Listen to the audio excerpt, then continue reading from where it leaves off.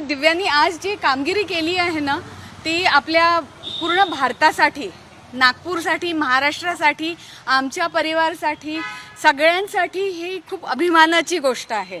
आणि तिची इतक्या वर्षांची ही मेहनत आहे, तुमच्या सगळ्यांचे आशीर्वाद, तिचे कोचेस ज्यांनी तिला लहानपणापासून कोचिंग दिलेलं आहे आणि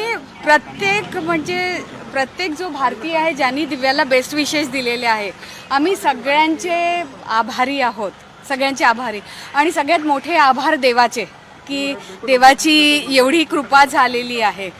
तर आम्ही सगळेजण खूप अतिशय आनंदी आहे।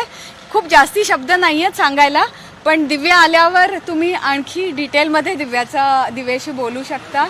आणि तुम्ही सगळेजण मिठाई घ्या आमच्याकडनं, एक छोटंसं ऑफरिंग, आणि आपण सगळेजण आठवणीने दिव्याला भेटायला बरं। आज मॅच सुरू असताना काय मॅच बघताना काय भावना होत्या? हे बघा, मॅच बघताना मी डॉक्टर आहे, मी पेशंट बघत होती, तर मी पेशंट बघताना मी पेशंटच्या रिलेटिव्हला फक्त एकच मिनिट म्हटलं की फक्त मला 1 मिनिट द्या, माझी मुलगी जिंकलेली आहे, वर्ल्ड चॅम्पियन झालेली आहे, मला फक्त बघू द्या 1 मिनिट।